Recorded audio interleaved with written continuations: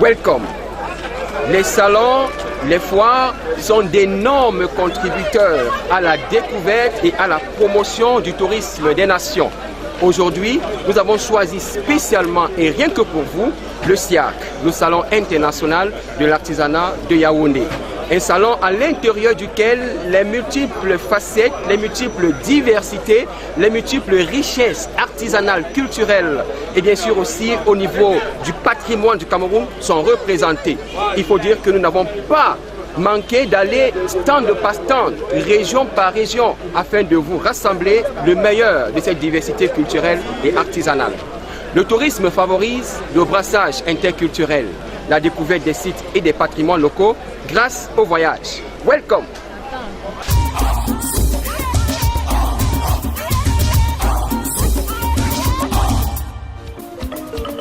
Welcome to Cameroun. Historiquement, le Cameroun est considéré comme l'un des plus anciens foyers de l'art africain. Il donne à voir un foisonnement indicible de richesses artisanales, parfois mal valorisées.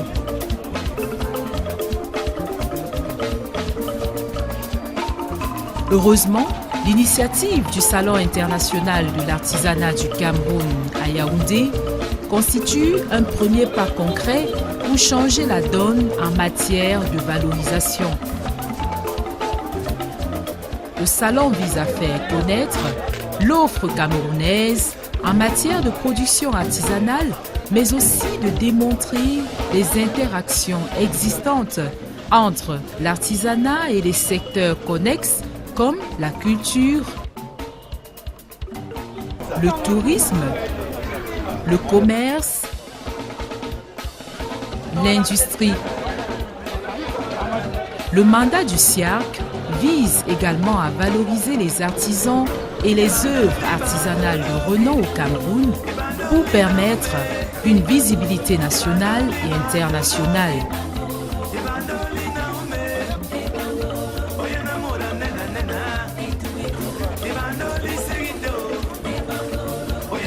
Créé en 2008, le Salon international de l'artisanat du Cameroun est un lieu de rencontre entre le grand public, les professionnels et les artisans des 10 régions du Cameroun.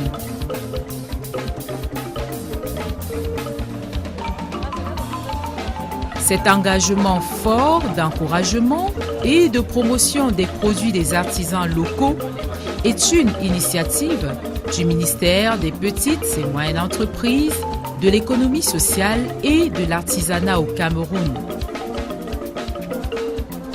L'artisanat du Cameroun est une spécificité très remarquable de l'image de marque de notre pays. Et nous sommes fiers lorsque nous allons en Europe, en Amérique, quand on va dans nos ambassades, de trouver les modèles artisanaux qui sont généralement exposés, parfois en vitrine, sinon de manière tout à fait désintéressée par ceux qui ne le savent pas dans un bureau. Et ce qu'on remarque, ce qui a toujours été là, c'est que ça a toujours attiré de manière tout à fait particulière l'attention des visiteurs de ces pays-là.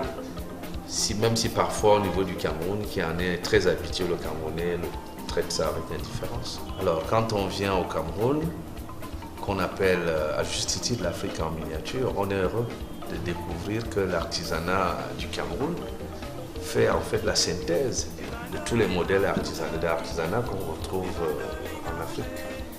Et l'image de marque du Cameroun est déjà très perceptible par là depuis les temps anciens. L'histoire assez particulière de la Foacom qui est allée au-delà des océans et qui nous est revenue n'aurait pas fait droit de citer s'il n'y avait pas eu une importance particulière à ce mode d'expression culturelle qu'est l'artisanat.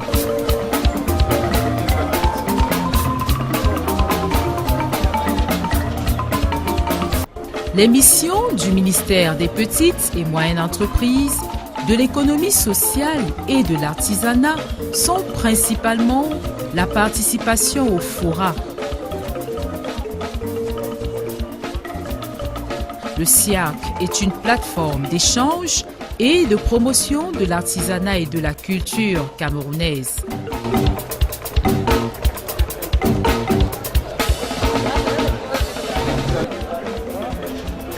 L'artisanat, c'est l'expression même du patrimoine culturel camerounais et le témoin d'un savoir-faire qui se perpétue de père en fils.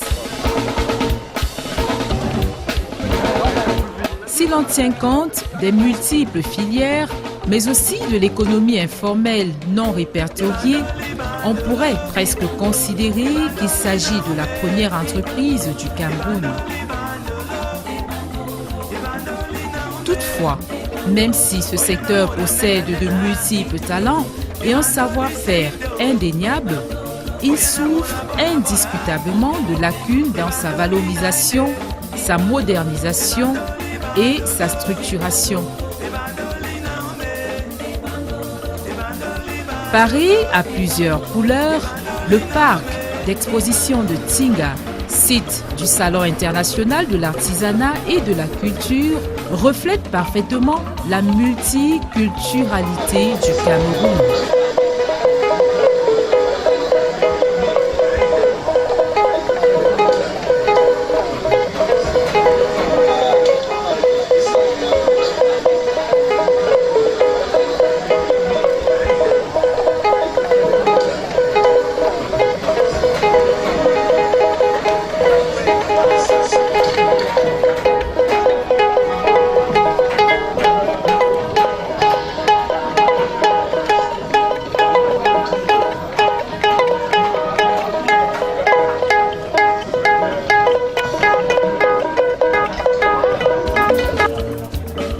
Les stands d'exposition sont un donné à voir et à vendre.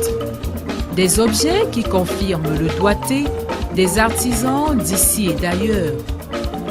Les consommateurs de café ont de quoi se faire plaisir. Ici, une cafetière industrielle multifonctionnelle traite et filtre le café moulu, comme l'explique l'inventeur de la machine, Valentin Samuel Djoko. Cette machine fait partie des œuvres de M. Djoko Valentin Samuel, ici encore présent au centre, ici à Yaoundé, au Salon international de l'artisanat. Là, vous avez en face de vous une cafetière industrielle multifonctionnelle. Non seulement il sert pour la fabrication du coup, la préparation du café standard en grande quantité, propre à la consommation directe, mais aussi pour la fabrication de l'essence du café, l'essentiel du café que vous voyez là. Tout ce que nous recherchons dans le café. Là, ce que les promoteurs de café recherchent, c'est ce fameux produit qui est beaucoup plus concentré en caféine, qui sert à la fabrication des différents anti-inflammatoires et des antibiotiques en pharmacie. C'est aussi un excellent produit qui sert aussi à la fabrication des produits anticellulites que vous voyez là. Et dans ces différents compartiments que vous voyez, ce sont des cubes de réserve qui n'a rien, qui est semblable aux cubes qui se trouvent dans des brasseries. Là, c'est déjà une très grande société, mais à miniaturiser. Chaque région rivalise d'adresse, de talent, d'originalité et de créativité. La région du centre, par exemple, tire son épingle du jeu avec la confection des vêtements, des sacs, des chapeaux ou encore de photoportraits avec des feuilles séchées de cacaoyer ou de baobab. Le génie de ces artisans aguiche les visiteurs et les passionnés d'art.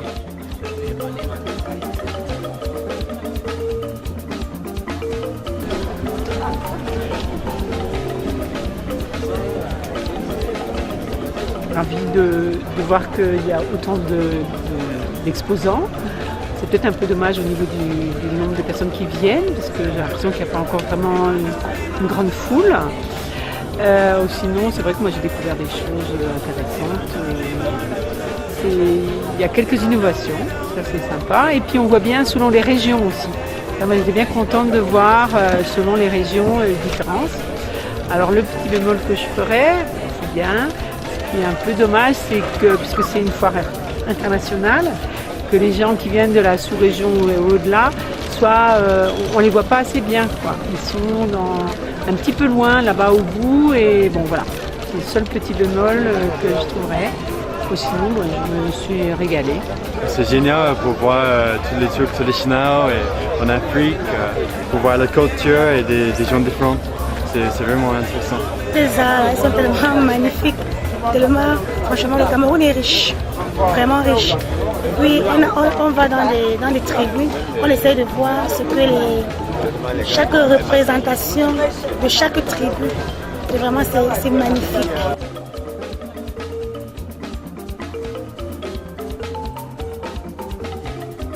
Les merveilles du bois, les bénisteries sont aussi prisées. Il suffit de faire un tour dans les pavillons de la région du Sud et de l'Est. C'est une odeur de vernis de bois qui se dégage. Ici, les sculpteurs sont encore à l'œuvre.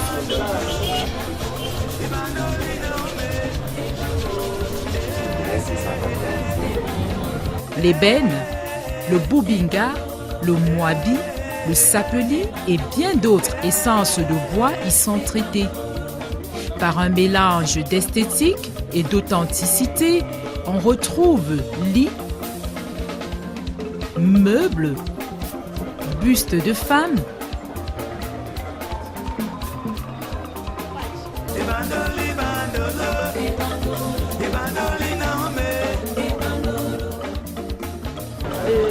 c'est pas un chapeau.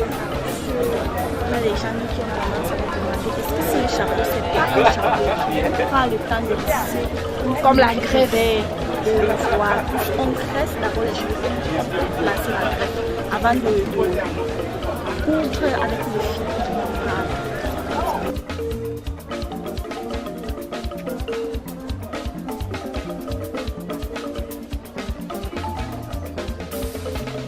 Guerriers de retour d'une chasse fructueuse, femmes africaines,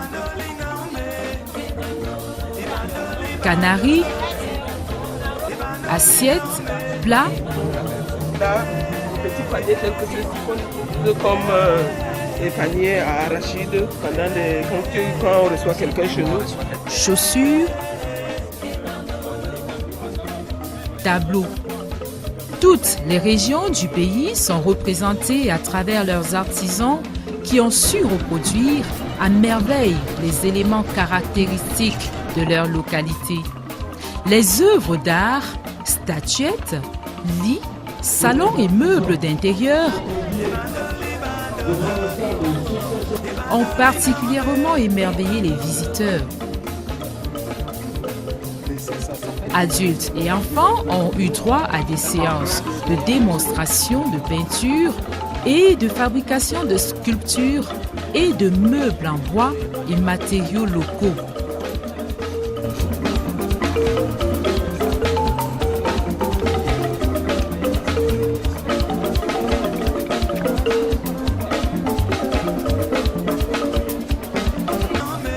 Les femmes se sont davantage intéressées aux produits cosmétiques naturels à base de cacao, d'argile verte ou encore d'avocat. Alors cette gamme particulièrement vous offre un avantage majeur. Elle maintient la coiffure longtemps, la coiffure de la femme africaine. J'avais plusieurs clientes qui étaient esclaves des greffes, esclaves de mèches. Aujourd'hui, elles se pavanent avec leurs cheveux, elles se sentent belles. Aux bijoux en perles. Et nous représentons beaucoup de choses qui font de l'art.